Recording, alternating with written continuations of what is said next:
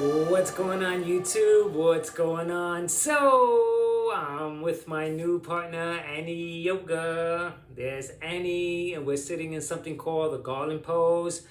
Check Annie out. She's swinging. She's doing advanced Garland pose moves. I already discussed the benefits of this pose, so I don't want to like repeat myself over and over, but the benefits are freaking why I'm doing this and why I sit in this Garland pose for 10 minutes or so to do these chats because of its benefits. And this is my way of making sure that I sit in this pose by having these chats, which is, a twofold.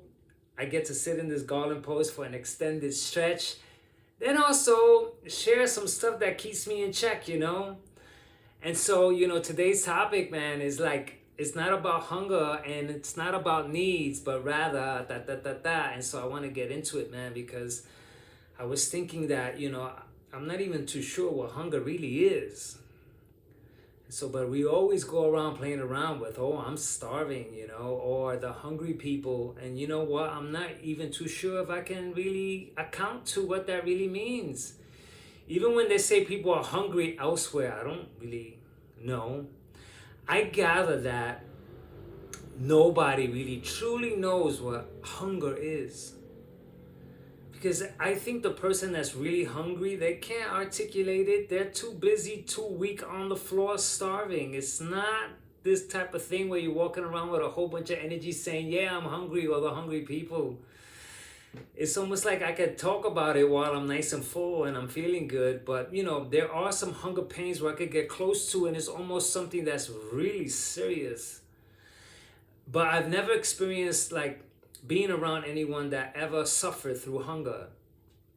But it seems like this general thing that I grew up with, society, or the hungry people, or there's people starving. Oh, I'm so starving, and we use those things as taglines.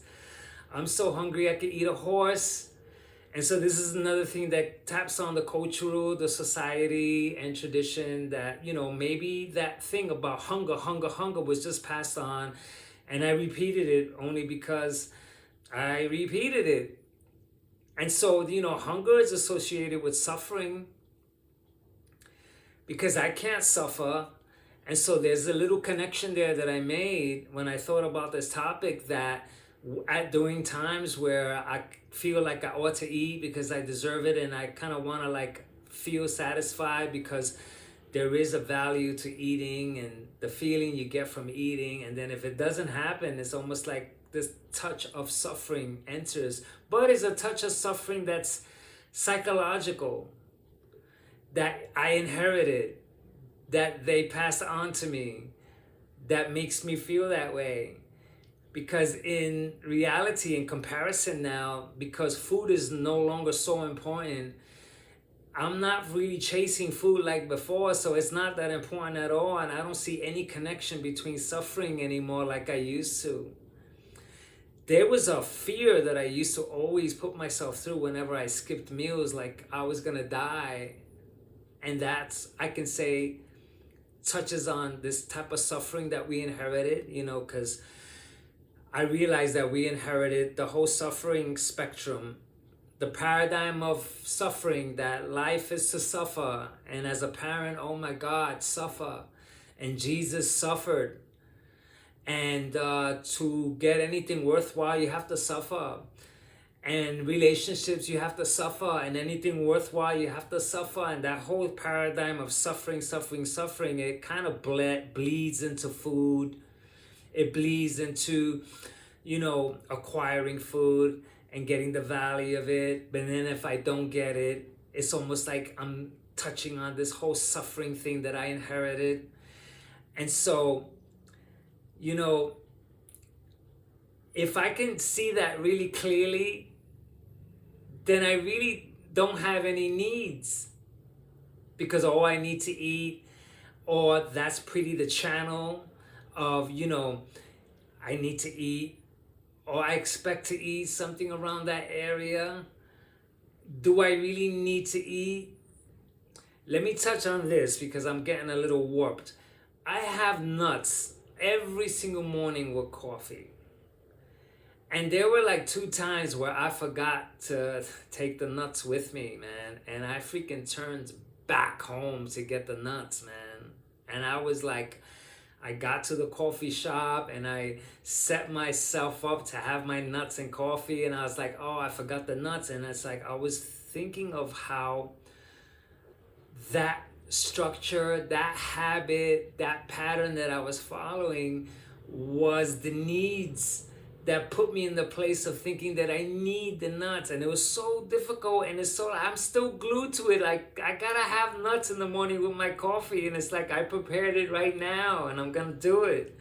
But at least I'm aware of it. And the same thing with coffee.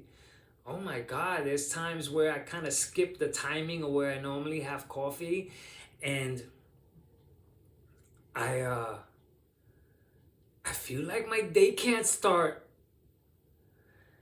And so, this is another thing that tag into the whole rituals of eating, the breakfast, the lunch and dinner, and the patterns that I maintain.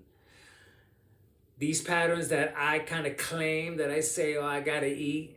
Do I have to eat, or is that I'm so established in eating at a certain time that I can't freaking bend? I just recently started having pizza every Saturday with my boy. And we've been doing it for maybe 2 months. And we had to skip one Saturday. And we try to make up for it the very next day on Sunday and go. And it almost didn't happen. And I freaking jolted. And I started to freaking work out ways because I thought it wasn't going to happen. So I was going to break out and have the pizza on my own. I was thinking that. Like, because at the top of the month is my time to really get down and have these treats. And so if I don't really have it then I'm not going to have it for the rest of the month. And so I was really itching for it. And finally my boy said, yeah, and then we're going to stop and get pizza, because we had a routine with some other stuff. And so I was pretty much on the sidelines allowing things to happen. But you know what, man? For all the talks that I've done, and talked about this kind of like place that I have now, I'm still freaking fighting it, man. And this is what I was saying in many talks, is that this freaking tradition and culture and society is so freaking embedded and so strong and so part of what I'm constructed from. The patterns, man. So it's not a matter of hunger or needs. It's this freaking pattern that I'm following, this pattern that I'm stuck to, this practice which I can't pop out of. And I'm starting to see that this is probably why that the diet hacks, they go through so much flux or troublesome areas, because it's easy for us, or me, let's say, I'll pop into a diet momentarily, but the tradition comes back and goes, hey, what's up, man? Christmas, Thanksgiving, New Year's, and it's like, it can throw me right out of the freaking diet fad in 2 seconds. It has that power. It almost has the patience, my tradition and my cultural inheritance. It has the patience to wait. Or while I get all freaking happy about the diet fad that I'm on, or these changes and exercising. And so this is why I'm here talking, man, because I'm trying to be so strong, because it's so easy to go back into the old ways. And the old ways is my construct, the way I was built, the way I was culturalized, the way I grew up in my family, the way we ate, the way I was conditioned to eat, how I ate, how much I ate, how I ended up eating so much, and the way I ended up gaining weight over the years. And I took a look at all those patterns in order to actually fix these areas more through the patterns, rather than trying to fix it through a diet, a momentarily diet or something like that, because I want to do this for the rest of my life. Like, I already made a claim that I'll never gain weight. And looking at these little areas like this really solidifies that, what I'm doing here is I'm taking a look at the programming. Like, I've been programmed to live by a structure, time frames. I have an internal clock, I say to myself that I'm not going to follow no freaking timeline. Like 2 o'clock, I got to eat, or 4 o'clock. There's another timeline, and that's the internal one. And so if I'm already accustomed eating something at a certain time, whether I see the time physically through a clock or my body's time tells me that it's time to eat, or it's time to have some type of treat that I normally have once a week, like at that point, at that time, is it really a necessity? Is it really hunger? Do I really have to have it? Or is it just me being the mechanical being that I was constructed into? Because I've never went hungry. Never. But I acted hunger and the suffering, and as I used to do it all the time, and I had that like behind me, and it's like there's this type of thing, like I said, it's worth saying again that, during times where I skipped meals or I didn't have a meal, that there was an edge of deprivation, or I'm not gonna get it. There's this fear that's behind it, and then behind that fear is a kind of a touch of suffering, like I'm not gonna have it. And so, the proof of that, all that stuff is nonsense, is that I've done enough fasting and I've done enough intermittent fasting to stay long hours without eating. And like, I'm still alive. I'm still cool. Nothing dramatic has happened, all because I didn't eat for 6 hours or 7 hours or 8 hours. Right now, I'm a little hungry. I don't need to eat. And this is what keeps me in check. This is what's going to keep me at my ideal weight. Me doing these chats, me getting real with all these little things that we normally don't talk about. And so, man, the reflection of that, it's not really hunger, it's not really need, it's really the freaking patterns that I'm following, this freaking structure of living. That's really the issue that I really have to pop out of.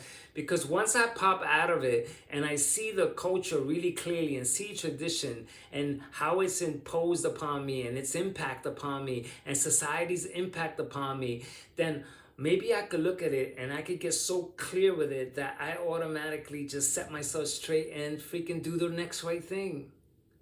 And don't give into it. Like, I can see that society is playing out. Oh, you eat. Oh, why not? You deserve it. All that stuff that I always talk about. I can see it and I can go, no, it's okay. I'm not going to do it. I'm just going to like go out and maybe just have a little something that my body's telling me to have. Not that I'm following some type of freaking system of eating anymore. The system. That's another thing. Could tag on to a lot of things that I'd said already. And, point that it's a system. I'm engaged in a system that has me systematic. And so anyway, that's my chat, man. And I'm on track. And so into the next talk. Catch ya!